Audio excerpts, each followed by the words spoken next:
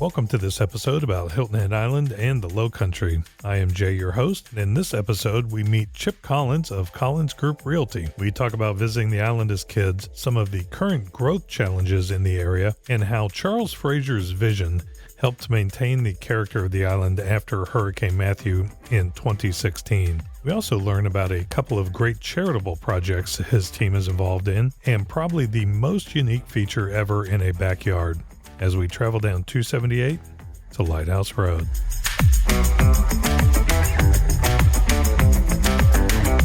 Chip Collins is the owner and broker of Collins Group Realty, a residential and commercial real estate company with offices on Hilton Head and in Bluffton. Chip has been a local resident for 28 years to date and owner of the real estate group for 18 years. Chip, welcome to the show. Jay, it's a pleasure being part of what you have launched as such an exciting podcast, and I'm really honored to be here. Tell us how you were introduced to Hilton Head.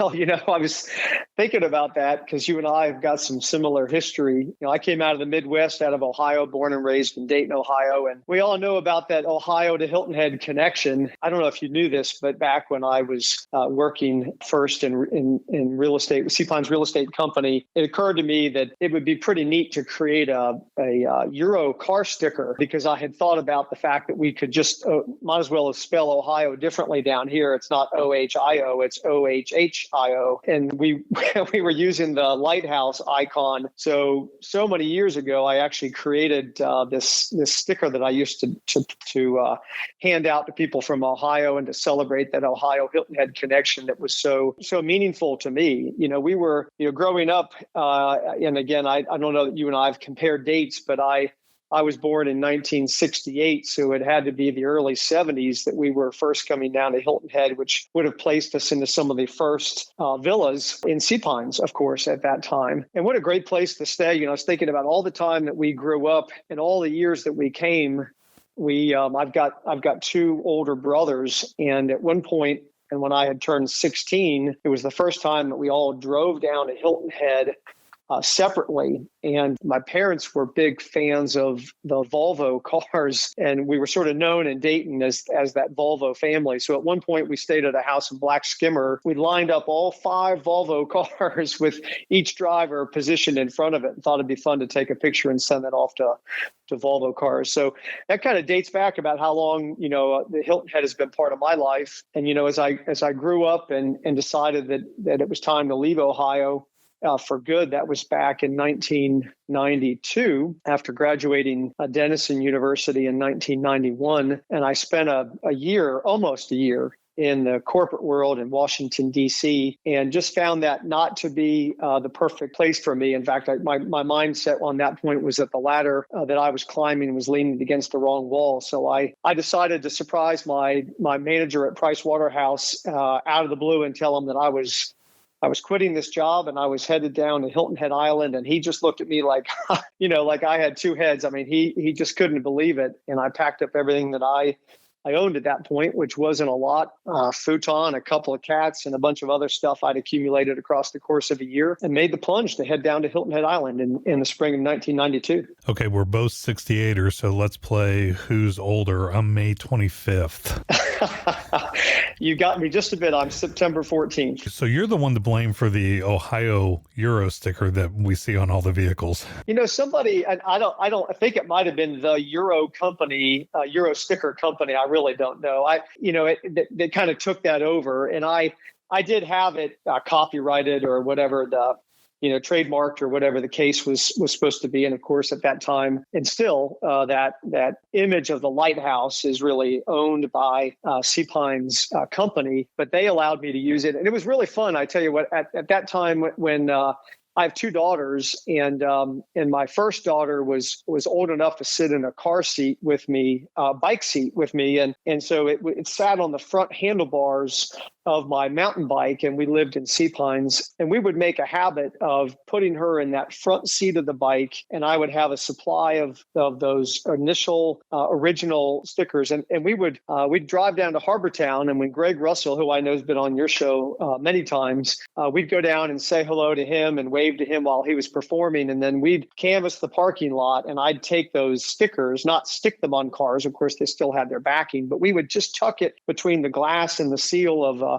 a car when it had an Ohio license plate. And it was just one of those great marketing memories for me because it was just so much fun. It was totally benign. People loved it. They would call afterwards and say, hey, thanks for the sticker. We'd be driving down the road. We'd see it on their cars and that sort of thing. And that was just really fun. And but it took off. I think they sell them in all the stores now and things like that. But it's a totally different iteration. But yes, I'll take claim to being the originator of the OHHIO phrase and bumper sticker. That's a fantastic idea to do. And what a cool little gift and token, for the people of Ohio to take back with them. What was your favorite thing to do when you came here on vacation? Well, we were Sea Pinesers, and my wife, Carrie, 25 and a half years now, she was more of a Palmetto Duneser, if you will. And I kind of feel like those were different tracks. And once you kind of got into your track, you just kept going back to it. So we just always enjoyed being in Sea Pines. And for me, I was thinking about that the other day, and I know Greg Russell is hoping to get his shows back live this summer as maybe the COVID situation gets controlled. And I thought back about one of those early times when I was way before I was driving, of course, and I remember having a friend in town with me on our vacation, and we'd get on our bikes in that sort of early evening, and we'd ride our bikes through the trails of Sea Pines and head down to Harbortown and go watch Greg Russell. And we were just old enough to be paying attention to girls at that time. And then there'd be some girls vacationing and, kind of have that sort of commonality. And there's just this little flirtation to it. And there was another time where we would kind of wander down on the docks and see if they couldn't kind of, mingle with the folks down there. And that just was all so magical. You get back on your bike, it had set dark, and you kind of meander through the streets and the bike paths of Sea Pines. And that's just sort of the magic that I think kind of drove me back, that I think typifies all of Hilton Head, because it's just so lush. It's just no other place like it. It's just so naturally beautiful. It's very laid back. It's very dark at night and magical that way. So that's probably some of my very best memories, were just being out in the outdoors and enjoying all that the island had to offer. That was one of my favorite things to do, was hop on my, at the time, 10-speed, ride around on the bike paths. And there was a lagoon back across, I think we were on either 9 Ocean or Sea Marsh, as they were called at the time, at the Plantation Club. And there was a lagoon on the other side, and there was a bridge that went over it. So I always went back over there. There was a little gator that I kind of watched grow up, and maybe it was a different gator every year because I know they move around, but I would always go back over there, and there was always this, little gator over there in that lagoon. And I love to go to find it and take photos and, obviously stay as far away as possible, but right down the lighthouse, right down to South Beach. South Beach wasn't what it is today. Yes. Now one of the things I just love to do is go down to the brand new pier that they have and stand out there and look out over the Calabogie Sound and turn around, and the lighthouse is there. And, it's just so scenic and special, and you got dolphins floating around, and it's just such a wonderful place. Well, there's just nothing really like it. And I know that I've got really good friends of mine that sell real estate up in Cleveland, Ohio, and we idea share all the time. And they've got property down in Harbortown, and they've been coming for years and years. But they've got to go back home and work up there. And they said, Chip, it's impossible for you not to take for granted how beautiful it is and how lucky you are to be there year round. He said, just to put it in perspective, we spend more time going on the Salty Dog webcam and just looking at the live action and seeing of what's going on down there, because we just miss it that much. So you're right about it. It's just such a beautiful place. It's so fun and so relaxing. And you talk about those dolphins and all that kind of stuff. It's just each year that we continue to admire it more and more. And, maybe it's in this, maybe it happens in your 50s. I don't know. But my wife and I have become sort of more birders than we ever have before. And we start admiring the different birds that we see. And as of late, the elusive to us painted bunting is the one that we're trying to see if we can actually spot. We see pictures of them all the time, but I don't know if you've ever seen one locally, but they're just a magnificent bird, and we're deeply on the lookout for it. At our home now, we've got multiple bird feeders out, and we're just trying to attract this this beautiful bird. It's interesting you bring up birds, and we just recently moved up to Port Royal, and our back deck area, there's some other houses around, but it's really like a nature preserve. There's deer wandering around and just a ton of birds out there. A bird showed up the last time that we were there, and we had never seen this bird before. And it was a small kind of finch-sized little blue bird, had blue head, blue back, and some other colors on it. My wife was like, "What is that?" And so we had to go look it up, and it was a bird called the bluebird of happiness. And everybody was like, "This is just so wonderful." And we didn't even know that bird existed. That's fascinating. I mean, it's just, it's just such a wonderful place from that perspective. And so it's fun that we sort of had a similar childhood here on the island. And what a blessing to be able to come down here and experience that kind of vacation. When you moved here in the early 90s, what was the area like? How was it growing? It's been quite a while now, obviously, and it is amazing how time flies. Back then, and I met Carrie, again, my wife now of over 25 years. Back then, we just, I met her the first night that she moved to the island, and what a blessing for me that was. But as it was back then, no cross island bridge, which doesn't seem that hard to imagine for probably a lot of your listeners, but for some it would be because of how long it's been around. And I moved into Mariners Cove. I got an apartment with one of my very good friends and roommates from Denison, and we got an apartment together up at Mariners Cove. Now that's just right up there on Jenkins Island, which is technically separate from Hilton Head Island, where the bridge onto the island lands up there by Windmill Harbor. And it had this magnificent view across the Intracoastal Waterway. And it was a little two-story townhouse.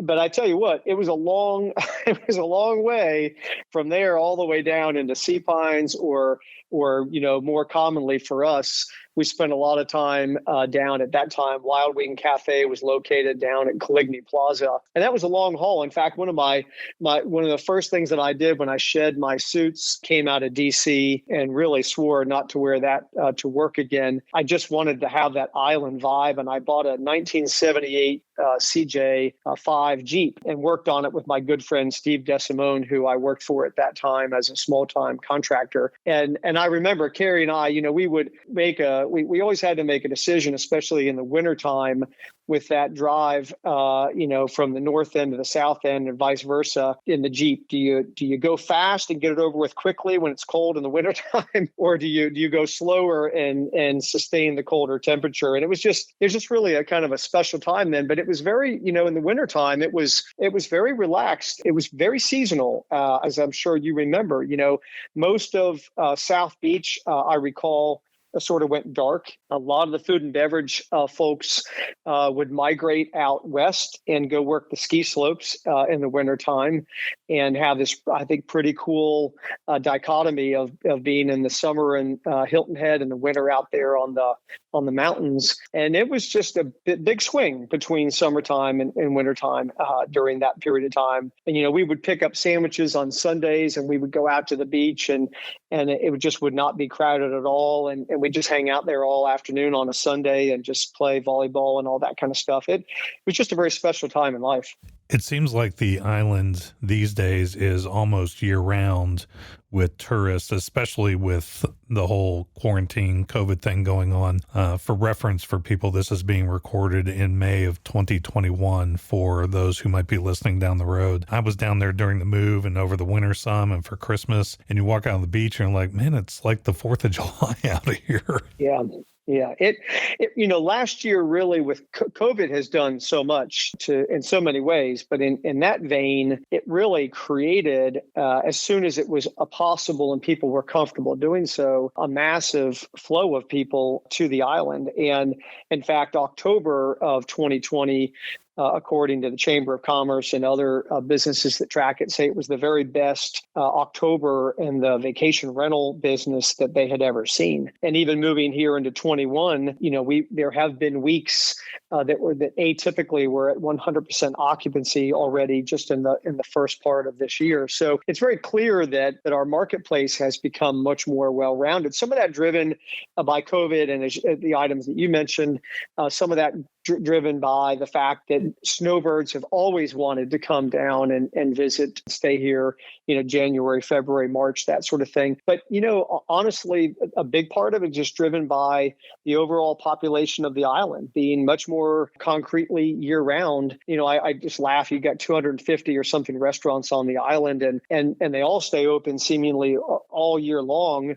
And we used to enjoy that, sort of in the transition years because you sort of had the benefit of not having to wait online for any of these restaurants like you do in the summertime. And now, it seems like so many of them are so busy just really year round. It's just become that kind of community and place to live. Why did you get involved in the real estate industry there, and who were you working with? Well, I didn't when I was working with my buddy Steve DeSimone and he had a small time contracting business. I was just so glad to just be out working in the world and not in an office and all that good stuff. But I knew that probably about 8 months into that was probably not my long-term position. And I had goals that I wanted to achieve. So I started working with a property management company, a company that manages villa complexes and predominantly on the south end of the island, of course. And I spent 4 years in that business and I met a lot of people and I met a lot of contractors and I made a lot of connections and I learned a lot of patience. I don't know anybody who's listening who's ever worked in property management per se knows that that's more of a complaint business and a problem business than it is anything else. So 4 years of that sort of built up an armor for me and an awareness of the marketplace. And I just decided that was enough of that and I needed to move into something different. And Paul Franks Sr. was the broker of charge at Sea Pines Real Estate Company at that time, which was the largest real estate company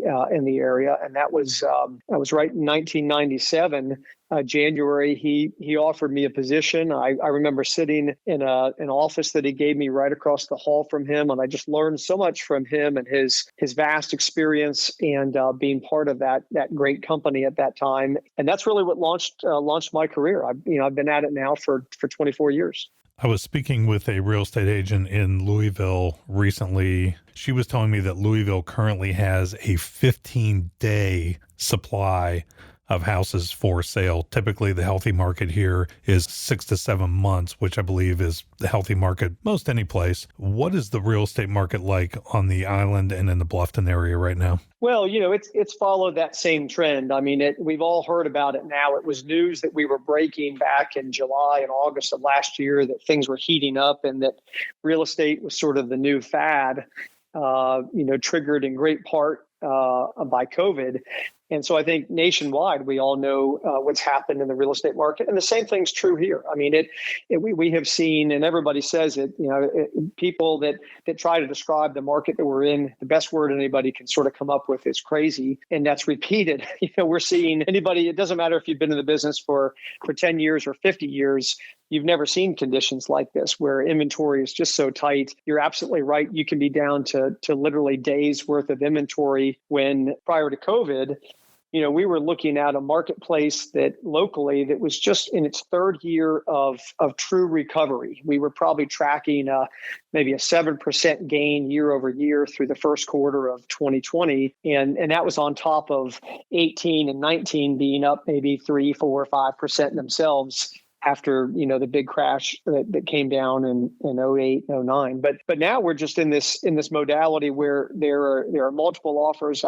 We had a property we put on the market last night or yesterday afternoon at the end of the day. And last night we had 5 offers on it. That's $1 million property. There's probably 5 more showings on it today. That sort of thing where there's just this massive appetite that I and you probably want to think has a lot to do with the beauty and the appeal of the low country, which certainly it does. But this story is being repeated across, seemingly all states and all areas. And it's unprecedented and still a little bit hard to digest when everybody's looking at it and just can't quite believe what the level of demand is versus the supply of inventory. What do you forecast for the next 6 months or a year? Do you see this continuing to stay heated? Do you think it's going to overheat? Do you see this possibly just subsiding back to somewhat normal, or is this going to just completely crash? Well, that's it's always great to ask for predictions, and I used to be pretty good at them when the cycles were a lot more clear. Right now, I can basically say this, and unless barring something of great significance in the economy, which I don't think we're expecting to see happen in the U.S. In fact, I think there's a burgeoning economy. I think that people will be traveling more. I think that there's going to be more spending and more confidence. And so I think the economy is going to do just fine, and that's going to help this do just fine. So I think people are excited about owning real estate. I think we're going to continue to probably have a high level of retention in real estate. Even though people may see these high prices, the big story that we tend to see is, listen, I would love to sell. I mean, I'd love to take advantage of the prices that I see in the relevant or comparable properties to mine, but where would I go? I don't have a choice to move to. And so I think there's a lot of people that are just kind of committed to holding on to what they have. So I expect that inventory probably will not spike anytime soon. And I really don't see a slowdown to demand. I mean, in the month of April here in 21, we had the highest level of buyer inquiries that we've ever historically seen, dating back to when we originated our website back in 2007. So, these are they're just as I said, they're just sort of crazy and unprecedented times. And I think that we're probably not going to see a slowdown to it. The only thing I'll say is that I think that nationwide, and if you look at sort of the trade magazines and the articles that take place, and Realtor.com pushes out information, and Inman puts out information, et cetera. There are a couple of different camps. Some are calling that this may be another housing bubble that's about to burst. And then there's others that say, no, this is sort of probably the new standard of what real estate is like, maybe in the United States of America. Hard to say exactly, but I'll say this about the comparison to when we all know what the crash looked like and the recession that followed back in 2008, is that back then there were the major issue was that lending guidelines were loose. And there was just not a lot of equity in the marketplace at that time, and there were probably a lot of people getting loans that probably today wouldn't stand a chance of getting those loans on second, third, fourth investment properties, flips, et cetera. And this market has just been a lot different. Getting loans is a lot more stringent. It's a lot more serious. The guidelines have all been in place since the crash and correction of the market. And people seem to be buying real estate for real reasons, meaning they want to occupy it. Your home in Port Royal, you necessarily, therefore, don't rent that property out. So that's not part of your play. You want to have that as a home that you can get to and maybe come here and work from. And so that real reason of why people are buying real estate, to me, tells me that it's not sort of the ATM market approach that we saw back in 05, 06, 07, where you bought a piece of real estate just to kind of put it in the ATM machine, pull it out, make money, and sell it quickly. That's not at all the appetite and behavior of what we're seeing. So that gives me a lot more confidence that there's more stability in this market than maybe what we faced back then unknowingly and just prior to the crash. The Bluffton area and Hilton Head, of course, has seen explosive growth recently. Let's talk a little bit about the Bluffton side. We've talk with some other folks about the Hilton Head side, but in Bluffton, what do you see as some of the challenges with that growth? We all know that traffic on and off the island and through the area continues to be a challenge, although the Bluffton Parkway, the Buckwalter Parkway and secondary road systems that they have the benefit of putting in the more expansive Bluffton area certainly help from that perspective. But I think the big challenge that we have locally and maybe nationally too is really truly affordable housing. We talk about low inventory of homes for sale, that the inventory for homes and properties for rent is equally low. And of course, with supply and demand, what happens with pricing. So we start seeing these sort of unbelievable monthly rental rates for long-term housing that it just is not affordable to a certain segment of the workforce. So that's one of our biggest challenges. And I know that the area overall, the government agencies, et cetera, have that right square in their crosshairs. But I think that's one of the biggest challenges that we see. There's more land, there's more growth, there's more opportunity, obviously, in the mainland than there is on the island. So you start seeing these developments open up, and now if you drive down New Riverside, past Palmetto Bluff, you're going to continue to see development, all the way down there towards, theoretically, down 170, all the way down towards the border, and it just seems like that's going to continue to happen amid this urban sprawl. So it's pretty exciting, and one of the things that I've really admired in the area locally as that's taken place is, there seems to be a commitment to honoring open space and creating parks and environments for people to spend time outside and to preserve, so that not every last stitch of land gets developed. And so that's something I really enjoyed in Old Town. Bluffton, there's quite a few new parks that have been established, and people are flocking to them, and they're really, really nicely enjoyed. And I know there's other recreational and other sort of opportunities that are being incorporated into development, further out west towards 95. So I'm glad to see that pairing is taking place. Is there one thing infrastructure-wise that came along that you think really changed the island or the area? That's a great question. And again, you and I have got a pretty similar history to the area.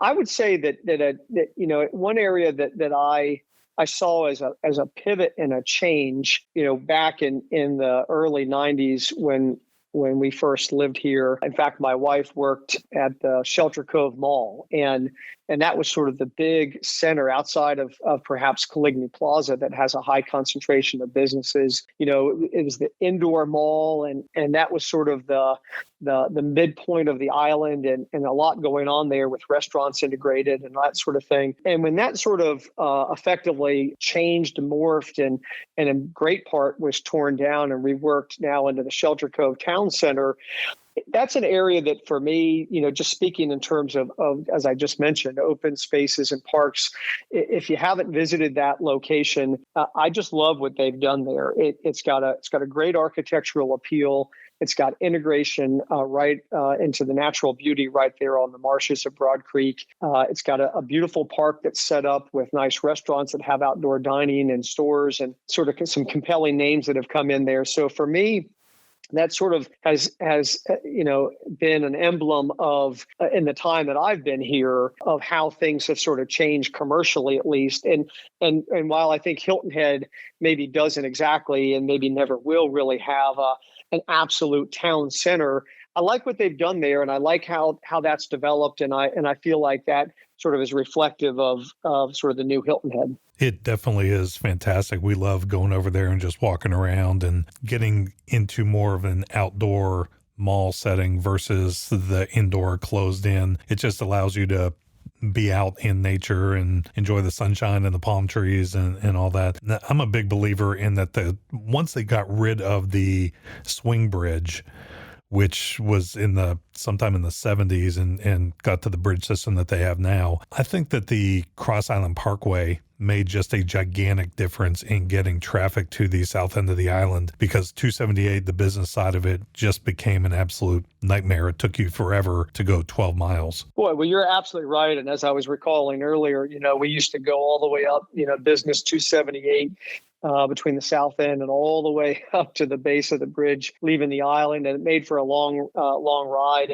And the Cross Island, you're absolutely right. I mean, in terms of the flow of traffic, I think made a huge difference. And we're coming up now after all these years, and I'm sure you're familiar with this, but the toll period is soon to end on that. They'll be demolishing the toll plaza and reworking that into, I think, an extension of a median. And there's drawings out there on the South Carolina Department of Transportation site, I'm sure, that show what that's going to look like. But it's pretty amazing to think about how pivotal that has been, and yet how many years it's been in place for us all of a sudden to be at the end of the toll period. On the personal side, you own a very historic home in the area. Tell us about that house. It's quite something. And to say that I own it, there's a lot of humility in that, because this home is I think by records that I've seen is at least the oldest home in southern Beaufort County, if not even extending into deeper into northern Beaufort County. It was, records show that it was built around about 1795. So this summer, that makes it around about 226 years old. And it's a pretty special property. And we really, we're really more custodians of it at this point. I mean, you look back at the long history of owners and the different families that have had it through different generations. And we just sort of humbled by the opportunity to call it our home for this period of time. There is a very unique feature that you have in your backyard. What is that?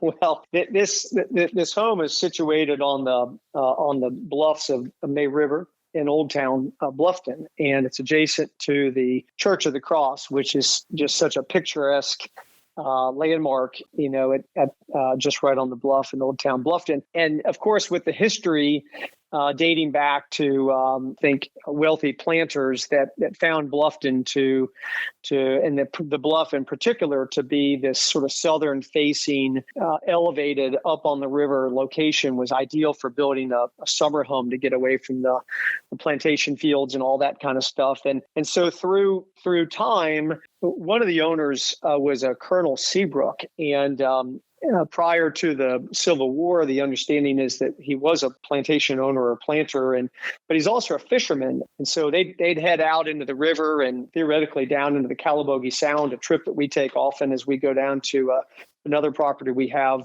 down in Harbortown. And I sometimes think about this little story as we take that trip, because, we do it on a nice motorboat and all that kind of stuff, but things were different at that time.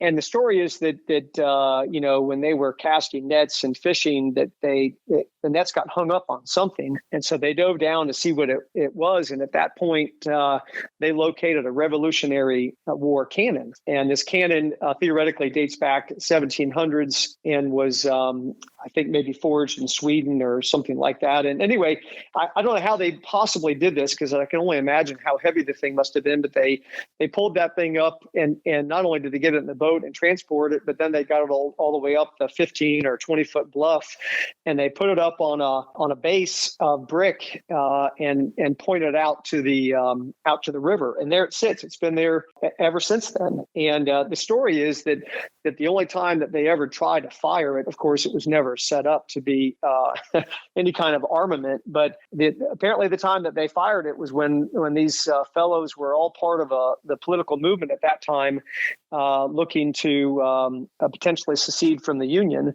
with South Carolina. And I'm no history buff or historian, but at that time, when the state had decided to be the first to do that, these guys all got together and decided to celebrate that by trying to fire this cannon. And I think there's some documentation that these guys, who really didn't know what they were doing, just about killed themselves in the process. But theoretically, that's the only time the cannon has ever been fired, was at that moment in history. And otherwise, it just sits there in the backyard. So that was the Civil War version of "Hey y'all, watch this." Yeah. Hold my ale. Hold my ale.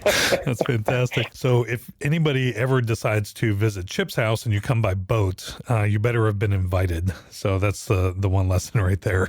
Well, here's the thing. It's pretty fascinating about it. And there's a great book by an author, Jeff Fulgham, who is a local historian, and he himself has served in the armed services. But the book is called The Bluffton Expedition. It's a great read. It's a quick read. And as I remember just diving into it after we moved into the house and wanted to learn more about the history of the area, it speaks in particular about the burning of Bluffton in 1863, where about 2/3 of the town structures were burned by the Union troops. But prior to doing that, the way Jeff writes it and all of his great research, he found these Union records about how they basically came over in the prior spring and just needed to understand if there was any armament or forces or anything of major concern that existed in the town of Bluffton, which was really at that time vacated and very quiet. And so the Union troops, they came over, they sent 1,000 troops or so over, and they had water support, and they came in and they checked out the town, and they found nary a gun or anything, but in there, in their comments, they said the only thing we really found of any note was an old cannon that had been positioned up on the backyard of a home on the bluff. And I just thought, as I sat there and read it and I looked out there at the cannon, I thought, boy, that's pretty neat that it's just still sitting there, and yet it was recorded all that long time ago. Not everybody has an amazing piece of history sitting in their backyard. No, we feel very fortunate. It's pretty compelling. You've been in the area quite a long time, run a very successful real estate operation. You're also very involved in the community. One of the things that I think is very, very neat that you created is a very unique nonprofit service to the community. Tell us about the community vehicle. Well, we're now a fleet, which is kind of funny because just about a year ago, we bought a second truck. They're two 15-foot box trucks, basically your typical moving truck, but something that an everyday person can drive without being too worried about it. And the new truck is just a year and a half old. And the original truck is over 20 years old, still in service. It's gone through a bunch of different wrapping as we've kind of changed, our branding and the look of the vehicle over time. But, it's probably serviced, understated hundreds of local organizations that, our motto is sort of, everybody needs a truck once in a while, but nobody wants to own one. So let us do the owning and you can do the using. And so you take a nonprofit organization, a church, a school that, just really doesn't have the need for a full-time vehicle. And we fill that by allowing them to use the truck to further their needs. And it may be for a special event. It may be to set up for that event. I remember when we had the celebrity golf tournament for years and years and years on the island. Every year they would use it, and that's where they would store all the players' golf clubs overnight in a secure on-site location. So it's just had a great impact from our perspective throughout the community. And while it is, when you manage a fleet of trucks now like that, there's manpower and administrative work on it. And every once in a while, you got a tire that goes bad and got to go in the shop and things like that. But generally speaking, it becomes our way of being a little bit more passive in terms of our involvement, because you got to come to the office, you got to pick up the truck, you go utilize it, you fill it back up with gas, and you bring it back. The thank yous we get, the acknowledgement that we understand of the impact it's having on just a wide variety of organizations, and of course clients as well, has just been, that's why we've had it for, that's why we doubled up and why we've had the original one for over 20 years. That operation's 20 years old. More recently, you have started a community results project, and for 2021, your partner is Deepwell. Tell us about the partnership and what you are trying to accomplish. Well, thank you. And maybe just tying that together, we're really excited about it. We wanted to add another tier to our community involvement. And the concept is, take care of the community that takes care of us, but also just have that altruistic outlook. And we just want to make this the best place to live it could possibly be. And so every year we have partnered with Deepwell for as long as we've had the truck. We have done a food drive for them on the island leading up to the Thanksgiving timeframe. And we basically fill the truck with donations that we collect door to door through select neighborhoods.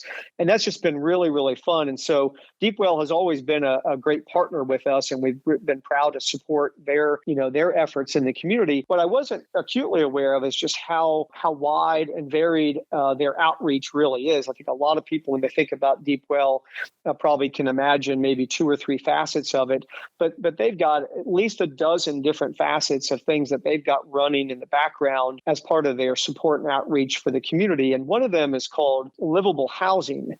And the concept on that is that they get calls from people that don't have the wherewithal, the means, the understanding, the pride, or otherwise to acknowledge that their structures are in need of support in order for making them, truly inhabitable. And that could be from, stairs that lead up to the structure, or maybe to a mobile home that are decrepit, to a roof that's leaking, to plumbing issues, to floors that are falling in. The list, as it's been enlightened to us as of late, just goes on and on and on. And so we're partnering with them to sort of, from our perspective, we wanted to have an opportunity when we launched this community results project each year We want to partner with a local needs organization and just kind of be a turbo booster for them without being heady. We just want to be able to have an opportunity to connect with them and maybe build awareness,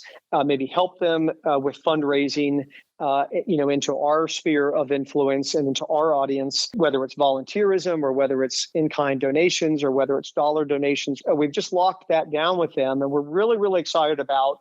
We're going to be working on some videography and some other pieces that we can put together, and again, help maybe take our marketing experience and staffing and maybe just turbo boost a little bit about what that particular cause is, and see if we can help them here in the year 2021. That's a wonderful thing that you're doing to help the community. Did you happen to know or ever get the chance to meet Charles Fraser?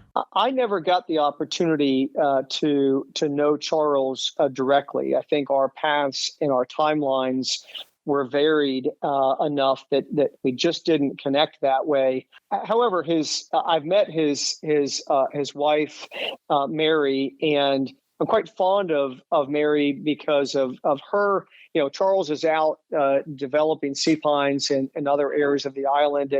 And I think one of the things that Mary was committed to was creating a unique schooling opportunity. And so she really was at the origin of the Sea Pines Montessori School, which is a phenomenal educational organization, and one that we had the opportunity to put both of our daughters through. And we can attest directly just in terms of the way that they've developed and the confidence that they have and the skill sets that they have. That was really just a very wonderful benefit of her particular work. And their daughter has been a very good friend of mine through the years, and is more of my peer. So Laura Lawton and I stay in good communication and connection, and they've got property up in North Carolina, and we had an opportunity to go visit her and her mother, and they've got it in this piece of land they've got up there. They've got a lot of storage of filings and documents and that sort of thing, and it really is sort of a historical library of all of Charles's work. And it was just amazing to walk through and be in the presence of all those photographs and all those documents and all that sort of stuff was really, really neat. So I've steeped and understood and benefited from the things he's done in his life, but we never had the opportunity to spend time together. A lot of developers these days, their policy seems to be no tree standing. They may leave a few around, but a lot of them go in there and they just clear cut everything and start building. How amazed are you at the foresight that he had? His policy was, you better have a dang good reason to cut a tree down. And what that meant for really not only Sea Pines, but Hilton Head in general, because he helped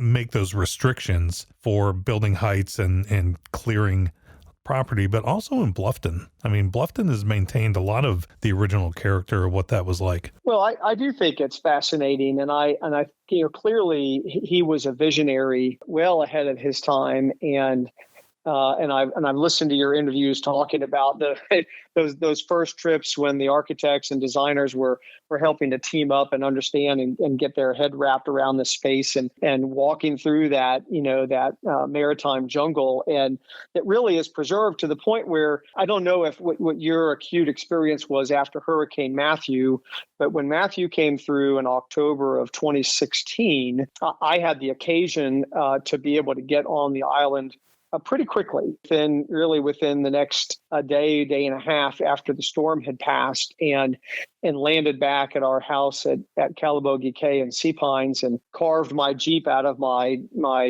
tree damaged garage. And was able to do a lot of exploring and videotaping and Facebook Live presentations at that time. And I just couldn't, I love the nature component of our area so much that it was really sickening. I mean, to see these amazing trees and, of course, the damage to structures, but just to see massive oak trees down and pine trees that were twisted and torn and plopped down. And you never really appreciate how big the volume of any particular one tree is until it's down on the ground. And then when you're, it's just a war zone of it was something that I'll never forget. And I remember when all the claw trucks came through and they were cleaning up all the debris and all that lasted for months and months and months. And it was just a constant reminder of what that natural loss was.